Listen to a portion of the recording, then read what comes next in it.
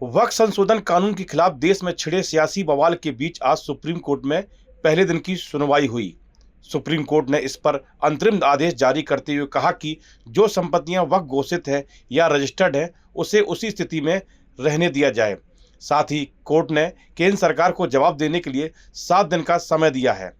इस फैसले के बाद राजनीतिक बयानबाजी भी शुरू हो गई है। AIMIM के चीफ और सांसद असदुद्दीन ओवैसी ने कहा कि हम इस एक्ट को असंवैधानिक मानते हैं।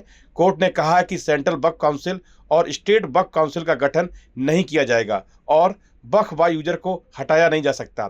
JPC की चर्चा के दौरान मैंने सरकार द्वारा प्रस्तावित सभी संशोधनों का विरोध करते हुए एक रिपोर्ट भी दी थी और बिल पर बहस करने के दौरान मैंने बिल को असंवैधानिक बताया था। इस एक्ट के खिलाफ हमारी कानूनी लड़ाई जारी रहेगी। इसके अलावा वहीं कांग्रेस नेता इमरान प्रतापगढ़ी ने कहा कि संविधान विरोधी वक्फ संशोधनों के खिलाफ माननीय उच्चतम न्यायालय द्वारा दी गई अंतरिम राहत के लिए माननीय उच्चतम न्यायालय का शुक्रिया। ये कानून संविधान के खिलाफ बना है, ये संविधान की जीत है, सत्यमेव जयते। हम पूरे उस बिल को उस एक्ट को अनकॉन्स्टिट्यूशनल मानते हैं और ये आर्टिकल 25, आर्टिकल 26, 14 और 15 और 29 का ग्रेव वायलेशन है। ये हम पहले से ही बोल किया है और आज फिर आपके सामने रिपीट कर रहा हूँ। No. See, let us be very careful. The Honorable Supreme Court, as rightly pointed out by my counsel, Mr. Nizam Pasha, the Supreme Court has said that the Central Waqf Council and the State Waqf Boards will not be constituted. Waqf by user cannot be deleted. Now, there are other provisions also which we as a party have come to the Honorable Supreme Court that calling it unconstitutional. Now, whenever it will be heard, our counsel, Mr. Nizam Pasha, on behalf of me, will be arguing it. As you know very well, that during the deliberations of the Joint Working Committee, I have given a dissent report opposing all the amendments that were proposed by the government. And during the debate in the Parliament on the consideration or passing of that bill, I have opposed each and every amendment. I have called it unconstitutional.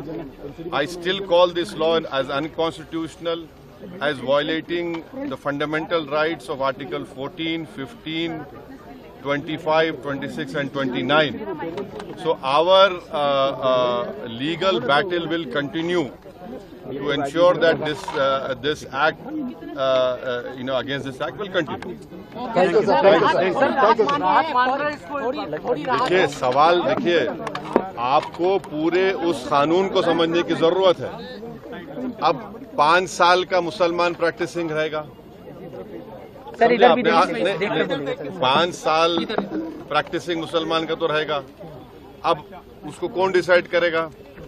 अब कोई महिला है, उसको कौन decide करेगा? तो ऐसे कई उसमें जो अमेंडमेंट्स के जरिए लॉ बनाया गया है, हम उसके आज भी मुखालिफत कर रहे हैं और कल भी अपोज करते रहेंगे। और लीगली हम सुप्रीम कोर्ट ने चैलेंज किए, हम उसको उन तमाम चीजों को violation of the fundamental rights मानते हैं। वक्फ संशोधन अधिनियम को चुनौती देने वाली याचिकाओं पर सुप्रीम कोर्ट पर सुनवाई पर आप नेता अमानतुल्लाह खान ने कहा कि मैं सुप्रीम कोर्ट जजों और अधिवक्ताओं का शुक्रगुजार हूं, जिन्होंने धर्म से ऊपर उठकर देश की रक्षा करने में हमारी मदद की। उन्होंने कहा कि हम फैसले से संतुष्ट हैं क्योंकि केंद्र सरकार ने कोर्ट में कहा कि वक्फ बाय यूजर के तहत संपत्तियां वक्फ के पास ही रहेंगी और वक्फ बोर्ड के सदस्यों से भी हस्तक्षेप नहीं होगा।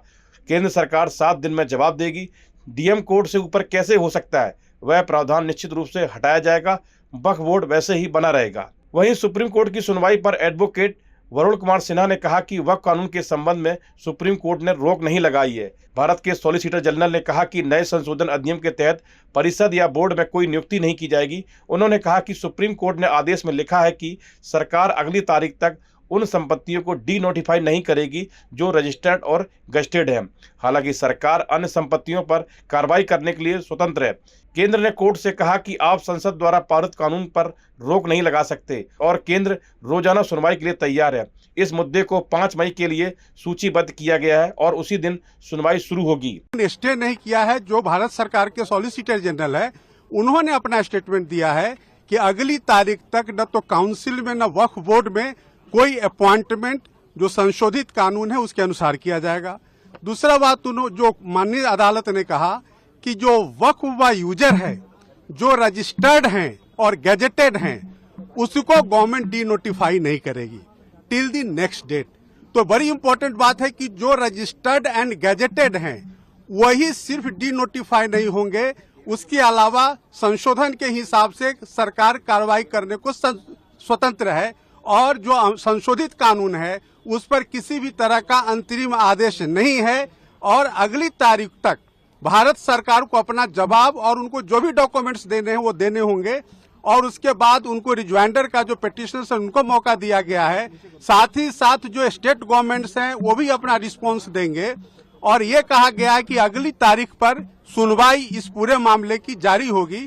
तो माननीय सर्वोच्च न्यायालय को जो रेस्पोंडेंट्स यानी कि भारत सरकार ने कहा कि हम डे टू डे सुनवाई के लिए तैयार हैं। आप पूरे मामले को, चूंकि ये पार्लियामेंट का कानून है, पार्लियामेंट के कानून को आप इस तरह से स्टे नहीं कर सकते हैं और माननीय सर्वोच्च न्यायालय ने सॉलिसिटर जनरल ऑफ इंडिया के बात को माना है और उन्होंने संशोधन को स्टे नहीं किया है।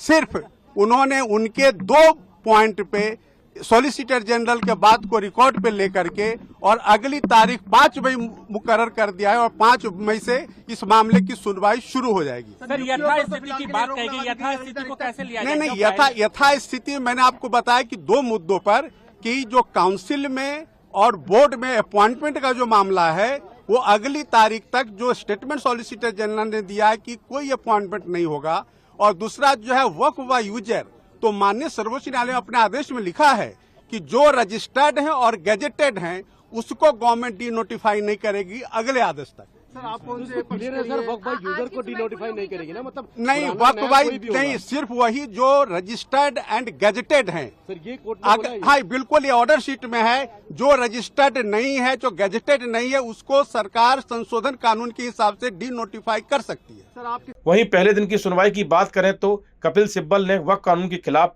अपनी कई दलीलें पेश की थी। उन्होंने इस बात पर भी नाराजगी व्यक्त की कि गैर मुस्लिमों को वक्फ बोर्ड का हिस्सा बनाने की कोशिश हो रही है। उन्होंने यहाँ तक कहा था कि स्टेट कैसे तय करेगा कि हमें हमारी विरासत किसे देनी है, कैसे रखनी है। सुप्रीम कोर्ट ने भी सुनवाई के दौरान दोनों ही पक्षों के सामने कई मौकों पर सवाल रखे थे। विरोध का सबसे बड़ा आधार यह है कि मुस्लिम संगठनों को लग रहा है कि इस नए कानून की वजह से सरकारी हस्तक्षेप बढ़ जाएगा। वहीं मुस्लिम समाज में कुछ लोगों का मानना है कि अब सरकार तय करेगी कि आखिर कौन सी प्रॉपर्टी वक्फ है और कौन सी नहीं। इसके ऊपर सरकार द्वारा लाए गए कानून का सेक्शन 40 कहता है कि वक्फ बोर्ड इस बात का फैसला लेगा कि किस जमीन को वक्फ माना जाए या नहीं।